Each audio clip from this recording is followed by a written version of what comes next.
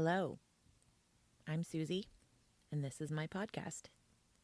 And I have something that I think is very special and really cool that I'd like to share with you. And that is an interview with my second child. His name is Wyatt, and he's awesome. And he has been wanting to do something with me on my pod for a while. And so it was just time to do that. And following is the interview that I had with him, which is very interesting to me anyway. I mean, obviously, it's going to be interesting to me. I'm his parent, so I'm endlessly fascinated by him. So, no spoilers, obviously. And what follows, though, one of the things that kind of jumped out at me and makes me think is that, as we talked and he is giving his opinions about things, they're very firmly stated, right? There's a lot of conviction behind them and what appears to be like, well, at least moderately well formed argument. And it resembles, these unformed notions that coalesce from, general observations into these very sort of concrete positions. And I'd say that that's sort of natural for a child. And so they're not really surprising, right? A child's world is extremely small. But what's interesting is as we spoke and, kind of thinking about the arguments, it pretty closely resembles arguments of like a decent section of like the adult voting population in the way that his arguments are formed. So, and, some of the highlights were some terrifying familiarity with Andrew Tate and some, confusing takes on that. Again, not like shocking, right? But, revealing, I think. And also, like, I think that this was the thing that kind of stood out, and, once again, no spoilers, but this sort of surprisingly casual feeling about some very real existential threats in the world. And I find myself confronting that with like very mixed feelings. Like, I don't want my children to live in terror, but I also want them to be like realistic about the threats that face them. So,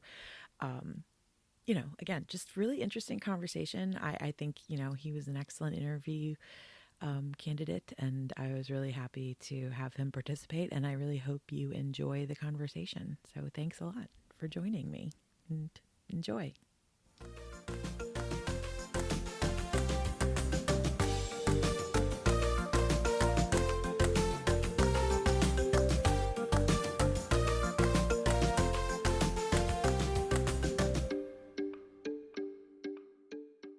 Yeah, it seems to be working. All right. All right. Thanks for your patience while I figure this whole rig out. Yeah. It's complicated. Very complicated. Yeah, you've been very supportive. Yeah. Okay, so Wyatt, Hello. my second born son. Hello there. Hello. Hello. Thanks for joining me. Mm-hmm. Why don't you tell me a little bit about yourself? Just anything you'd like to tell me.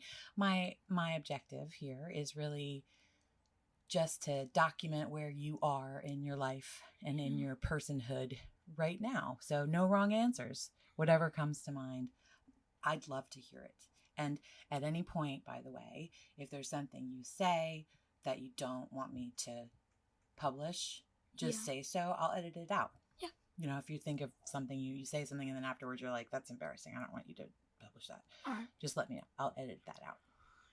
Well, you know a lot about me, but I sure do. My name is Wyatt. My hobbies include playing VR, drawing, listening to music. I'm in 5th grade. I very much enjoy learning, and I like math and reading a lot. I'm currently reading James and the Giant Peach in school. I love Roald Dahl's books. He makes some amazing books. Yeah. So good. And I'm just excited for the rest of the year because we're only like 5 days in. Yeah, I did that class dojo thing that you wanted me to do, Oh, by the thank way. you. So, and I invited Daddy, and Daddy did it too. And you could just tell me the homework every day. Oh, can I? Well, you have to. Well, wait a minute. How am I responsible for your homework assignments? That doesn't seem right. Well, that's the entire thing. You're supposed to just Like, you know what your homework assignments are. It's for me to be able to monitor and make sure that you've done them, right? But you know what your homework is. It's not like you come home and you're like, what am I supposed to be doing? You get notifications. You get But notifications. do you get notifications? Like, do your teachers tell you, like, this is your homework for tonight? No, that's why you're supposed to join the dojo. You're supposed to tell me what page of the This homework book. seems dubious to me. It's confusing, but it's as the teacher. I will. I will. Maybe I didn't hear her correctly, but I know what you're supposed to be doing. Okay. So. Okay. I mean, I'm gonna trust you. I know your intent is good, but it just sounds suspect. It's a suspect, I understand. Okay. I'm not very used to it either. And your brother is crafty. And this is the sort of strategy that he would employ because he knows that I'm dumb enough to fall for it. So you're not dumb. Thank you. That's kind of you. Okay. So I was just my first question was gonna be, how do you feel about school? And so that you already talked a little bit about, how excited you are about fifth grade and the subjects that you like best. So will you talk a little bit more about the math and the reading, like why you like those subjects best? Mm-hmm. Well, I'm kind of confused on whether I like math and reading more. It's mostly a matter of what I did last year because I was in ELC, which is my advanced reading class, in 4th grade, and it wasn't a very advanced math class. It was just it was an advanced math class. We did things faster than the other students, but we still learned the same things and did all the exact same, just a little faster. And it was just really wasn't an advanced math class. It was just whatever our teacher, Miss Mishnick, was an advanced math teacher, but what she did was just pick out it was still an advanced math class, but she just picked out whoever she thought would be best for the class, and whoever she thought who would work together best in the class. And she was an amazing teacher. Sadly, I only got her for 1 year. Same thing for my ELC teacher. But I have a new ELC teacher. Her name is Miss Lerman. She's an amazing teacher. Same for my homeroom teacher, Miss Lucas. She's a math teacher. She's also an amazing teacher. This year's just going great. And me personally, I couldn't really think of who I preferred more or what subject I preferred more last year. So it's going to be up to what I think this year. And do you think how much you like a subject depends very much on the teacher? Yeah, honestly, kind of. I close to the end of the year, in the halfway of the year, my teacher was extremely, extremely nice. She was one of the best teachers I've ever had. But her son was extremely sick, halfway through the year. So she had to take a leave of absence to take care of her son. And I'm sure she's doing great now, but I don't think she's going to be coming back to the school. And she left for the rest of the year, and we couldn't see her again. Everybody was extremely sad. Yeah, I bet. And we just had to work with substitutes until we got a permanent teacher. We never got a permanent teacher. We got a few permanent teachers, but it didn't really last for long. So yeah, but everything in school has been going great so far, and I really like it. Well, that's great. What kind of job or career do you think you'd like to have? I've always thought of these two things in life as something I've wanted to do the most, ever since I've first learned about them. A marine biologist or a archaeologist. Ooh. I'm really interested in fossils, and honestly, I kind of want to go to I want to find a fossil in the Grand Canyon or something, because I'm sure there's some sort of fossil there, because it's thousands, millions of years old. It used to be an extremely small river, right? That erosion and weathering the Colorado River. Yeah, the Colorado River. And erosion and weathering just broke it down until it eventually became the Grand Canyon. I think that the power of water is really fascinating because it can be gentle or it can be like powerful. Yeah. But in any event, you know, whether it's gentle and you add time, or it's powerful in an instant, it's destructive.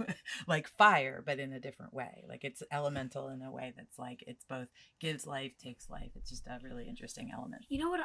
I am really interested in like erosion and weathering, but I don't understand like erosion and weathering by air. Like I understand in water can like slip into cracks and make them bigger by expanding when it freezes. Sure. And plants can grow through the cracks, and what the plants grow bigger, the plant gets damaged, but like the rocks and cracks get also damaged. But you don't understand how air would have a similar effect. No, I don't. Because I mean, if you think about it, it's not still air; it's just moving air. It's wind, and so it when you have an irregular surface and then air moving against it, there's a force moving against it, and over time, think about like a sander, like a piece of sandpaper, and like that grit.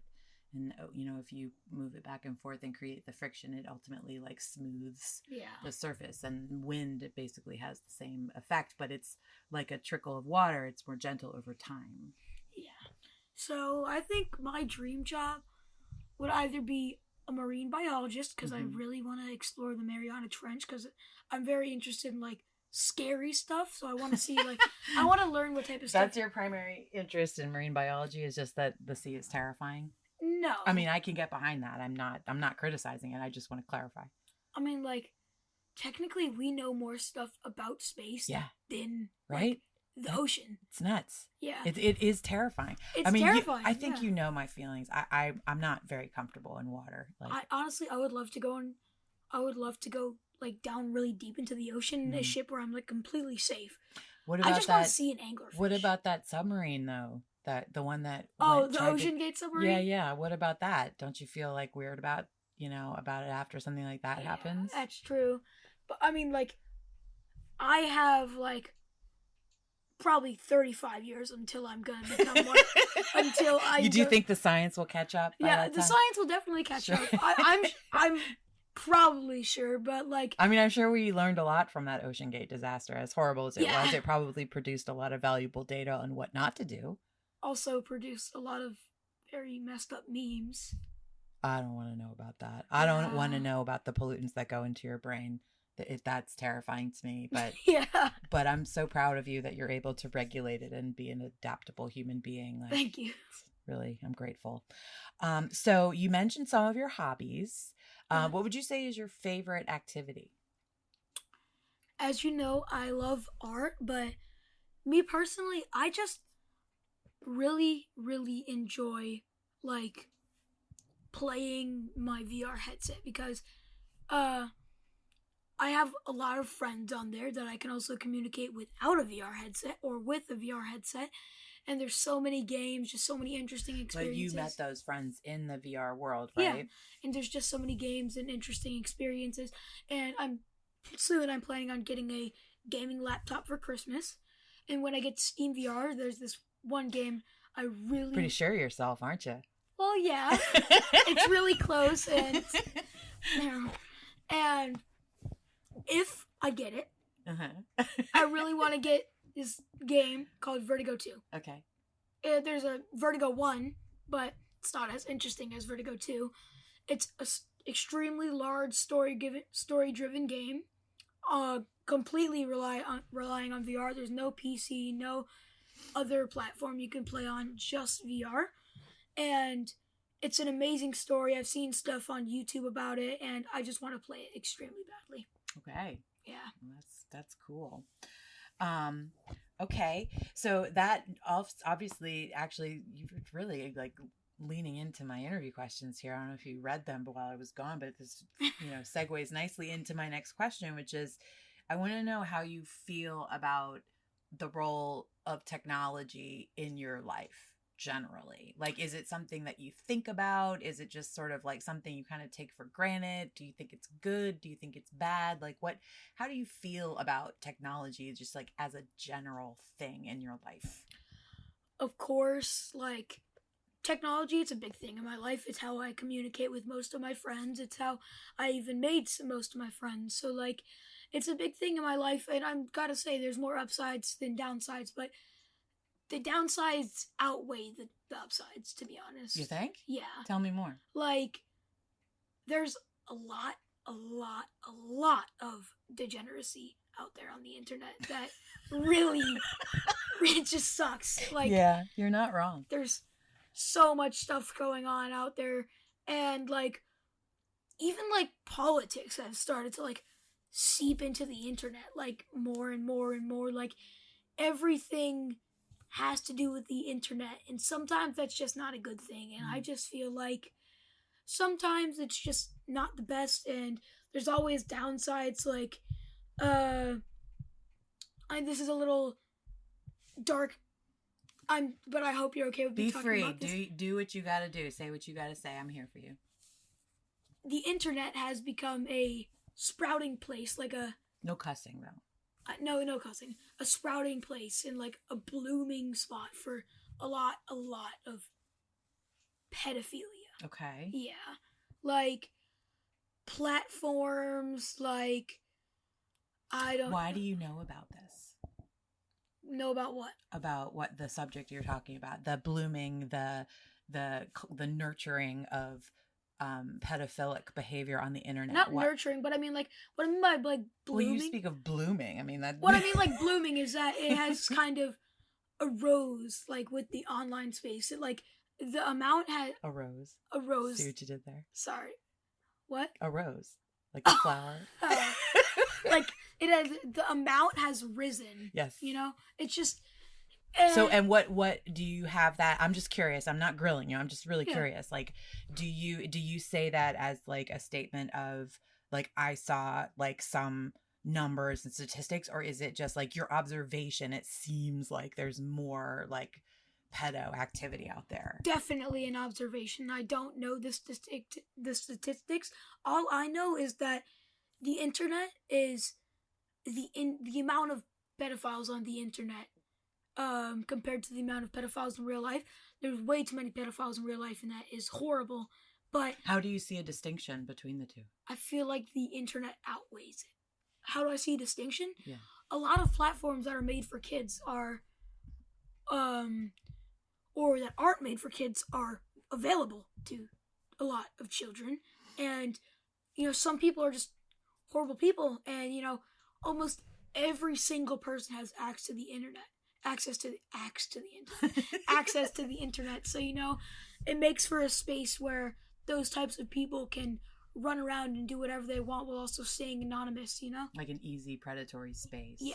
Right. Yeah, I couldn't agree more, actually. It's not too common because there's a lot of there's still low barriers of entry, right? But they still people have created precautions, a lot there's always been laws against pedophilia. Yeah. But everything almost there's become more precautions. Well, I'm just gonna have like a super quick mom moment because, you know, I'm mom. Yeah, you're a mother. And I do just want to caution you that like observation is not data. So it might something may feel a type of way to you that doesn't make it so. Right? So just keep that in mind. It's a very but that said, I'm appreciative of your alertness to the dangers that are in the world. But I do want to caution you about ascribing that kind of characteristic to someone, even in the face of like, you know, certain behaviors, you know, that aren't directed at you, right? But like if you see a person like, you know, I just want you to be careful. That's a very serious accusation. Yes, I know it's a very serious accusation, and I'm not accusing anybody.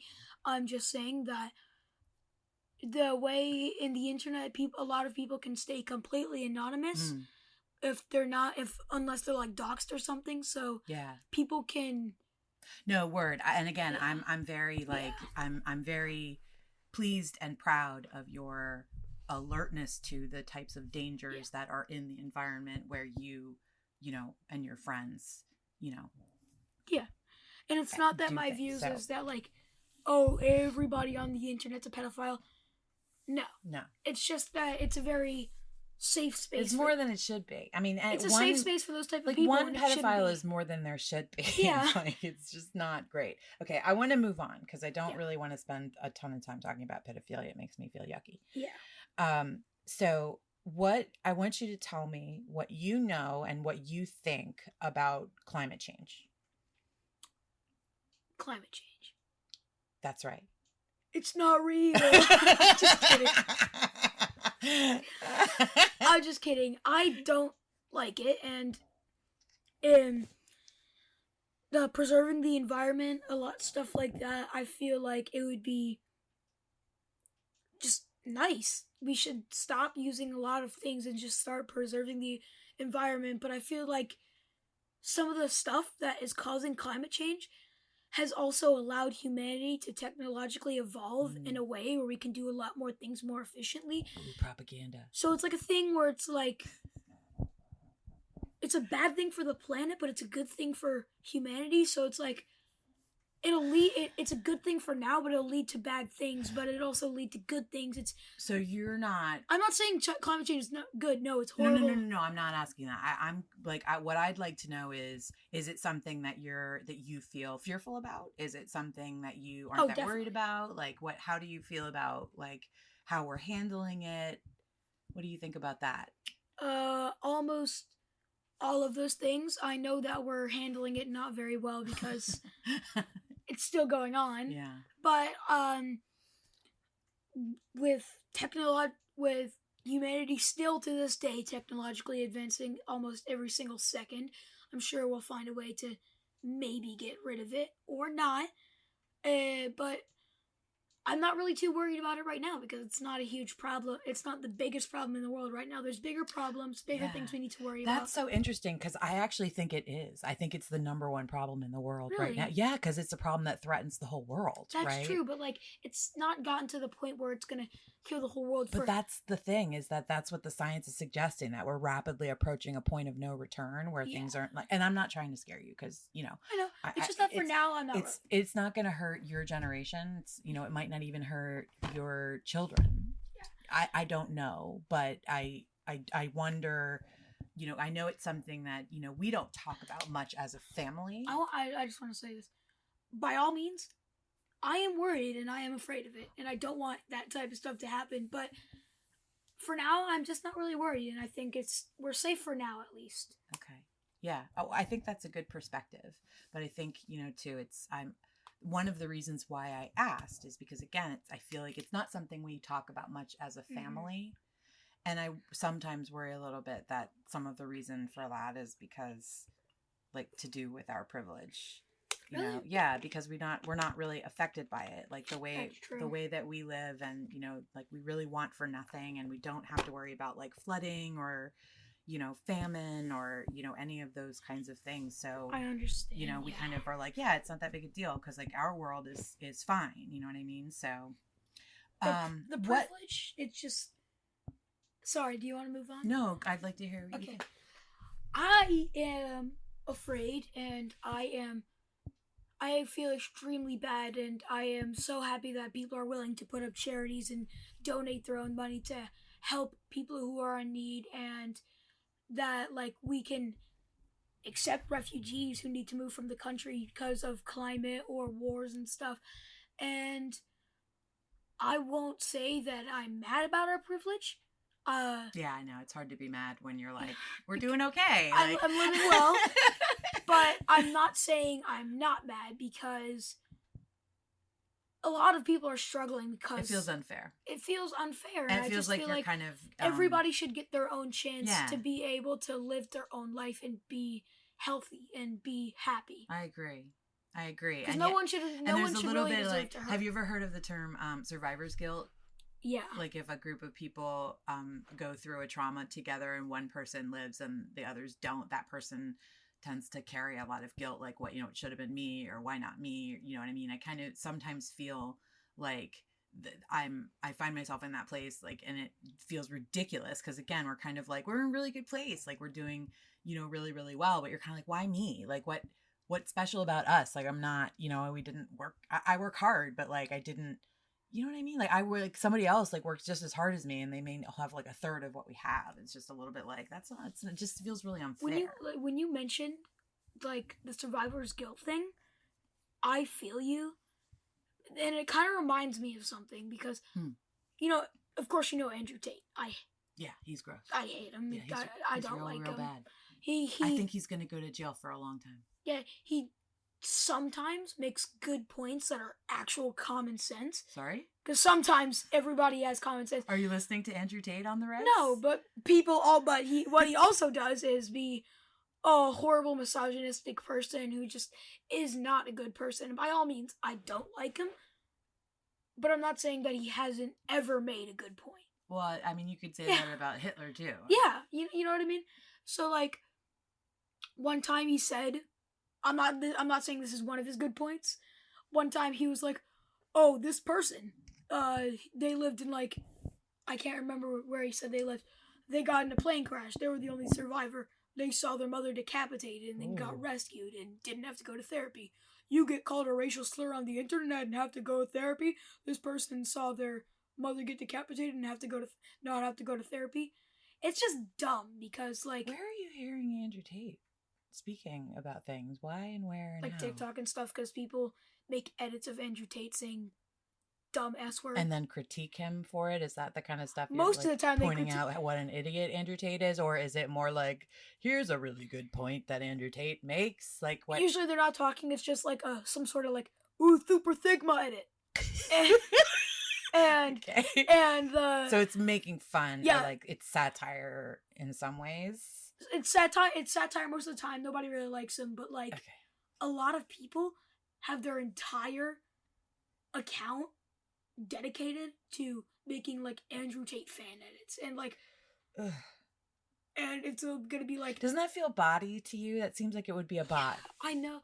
And then there's always people in the comments that aren't bots that are like, Andrew Tate Sigma, yeah. And I just don't like it. Yuck. Okay. Yeah. Let's move on. That's scary. Well, speaking of things that are scary. Let's just edit that part out. No, I think it's interesting. All right. I mean, unless you want me to, legitimately. I mean, but I think your thoughts on the whole Andrew Tate situation are really interesting because it's the youth groups that are most impactful. Like, it's young men, older than you typically, but like, you know, your brother's age and a little bit older. Who actually believe him. Who think he's like, whoa, this guy's freaking awesome. Like, I want to give him all my money and join his cult. Yeah. You know, he's a horrible person. I mean, I'm not also suggesting that's something your brother would do. But. And I'm not saying that Andrew Tate deserves like prison, but he's still a horrible. Oh, he deserves prison. Really? Oh, definitely. What did he do? Rape and sex trafficking, and didn't he get proved not guilty for that? I don't think so. No, he didn't. He didn't do any of that. Sadly, because he should go to prison. But like, I don't think he went to trial yet for that stuff. Really? Yeah, no, I don't think that's happened. I'm kind of uninformed on the entire Andrew Tate prison situation. So and yet very declarative about it. Okay, well, let's move on because I have a question that's sort of related, which is what in the world is like, what are you scared about? What are you worried about? Am I scared about? Normal stuff like climate change, as we already discussed. World War III, because I'm definitely getting to that point. But right now, I think we're fine, and I'm not really scared of that much type of stuff because. You think we're close to World War III because of Russia? Is that what? Probably. Okay. I don't know that I agree, but continue. I can understand why you would say. I'm not, but that. Well, what about just like your life, like your day-to-day life? Are there things that worry you? No, not really. Just like getting bad grades and losing any sort of friends because. Sometimes that happens, or like meeting bad people on the internet. That's really all I'm scared about, and that's good. It's all just like timid stuff. I feel safe, and the World War III thing. It's not like a huge fear. No, it's just like this might happen. It's scary, but it's probably not going to happen. Do you think at all about like when we hear the news about like school shootings and stuff? Do you think about your school when things like that happen? Oh, of course. Who doesn't? Like, and I'm sure if that type of stuff happens in our area, I'll be scared, definitely. Well, hopefully it would Who never wouldn't will. be scared? Hopefully it never will. Yeah, I mean, like, that type of stuff happens, and it's a very sad thing, but I just don't feel scared right now. That's good. I'm happy that I don't. I don't want you to feel scared. Yeah. When you do feel scared, what makes you feel safe? When I do feel scared, what makes me feel safe? being around you, probably being around the entire family, really. Yeah, that's for me too. When I feel scared, mostly what I want is just my family around me to help me When I feel feel safe. scared, communication is key, to be honest. Communication key? Communication. Just having communication with... Yes, comrade. Communication key. Communication is key. What? I heard you say communication key. Really? Communication ski? Yeah, that's why I did the Russian accent. Oh, I said it like really fast. Communication is key. It is in most things. Communication is just something that helps me relax and be happy when I'm scared in a situation. Yeah. Like, if something happens to Kaylee, our dog, like she throws up or feels sick, I'll be scared, but as long as you're there to tell me that she's fine, then I'll feel happy. Snakes. I think you're scared of snakes. Oh, yeah, I'm definitely scared of snakes. You really worry when you think you've seen a snake. Yeah, so something that happened, like, it was like on Monday. I was walking outside on the first day of school. I was walking outside, I got my shoes ready. I was like getting ready before we got in the car. Mom was getting her things. I'm mom. Yeah, your mom. You're talking to me. But... Yeah. Yeah, and then what happened? Dad was like, "Hey, come out here. I want to get a back to school picture." So he was gonna take a picture of me just standing there and smiling. So just to remember the first day of school for 5th grade, because it's obviously a very big milestone and turning point in someone's life. It is. Yeah, you're about to go into middle school. You're gonna graduate this year. You're gonna have a whole big graduation thing. How do you feel about that? I feel good about it. Hopefully, I'm not one of the people who has to do a speech. Why? You don't think you could do it? Around that many people, especially parents and people. It's easy. No, I don't want to do It is. that. It's easy. I'm telling you, once it happens, you'll realize it's not a thing at all. One time, I had to get up and give like my business team, like we won an award, and I had to get up and talk in front of a group of like 200 or 300 people. Oh, wow. And I was like, I wonder if I'll be nervous. And I was not. I just got up there and I was like, yakka, schmacka, schmacka, schmacka. And then I was like, thank you very much. And then I left. Yeah. It helps to have prepared remarks, though. I mean, if you know. I just don't really feel like doing it. Well, you don't have to. I'm pretty sure if they ask you to, you're not required to do it. But I will say, I will encourage you to consider it strongly, because public speaking is an excellent skill to have. That's true. Okay. I'm sure I'll be able to do it. So I want to talk a little bit about... Wait, I didn't get to finish this. Oh my God, really? I'm so sorry. I just interrupted you in the worst interviewer ever. Please continue. So then I was stepping outside, and then right, the snake thing. Right under me, right under my foot. It didn't touch the ground yet, but there was a black rat snake. They're not venomous. They don't hurt you. That's right. Unless you provoke them. Was slithering into one of the bushes from our porch, like our patio. Yeah. And it startled me so much that I jumped down. Past the first step, past the second step, past the third step, all the way down to the ground on one foot. And then we're talking about it hours later. It really made an impact. Yeah. Yeah. I was like, oh my God. But again, you don't have to worry. Like, yeah, and then you talked to me about it. And I was like, okay, it wasn't like a venomous snake or anything. No. So that, though there are venomous snakes in our geographic area. They're copperheads that are, so we want to be careful about that, but you know what to look for. Yeah. So I want to talk a little bit about your thoughts on kind of the U.S. right now, like growing up as an American, right? I want to know, like, first of all, tell me what you think our democracy is. Like, what do you think democracy is like in the U.S. right now? Just in general. How do you understand our government and, its democratic institutions? How do I understand it? Like, of course there are like bad politicians, bad people, people who have their own bad opinions. Like, for an example, Donald Trump. It's a good example. Very good example for a bad politician. I do not like him. He's I would argue he's not a politician. He's a cult leader. Very scummy. Yeah. Yeah, scummy is a good word. He's like the Republican type thing, right? Well, he's the leader of the Republican Party. Yeah, he's the leader of the Republican Party. But Party. before he ran for president, he was a registered Democrat like most of his life. I have a question.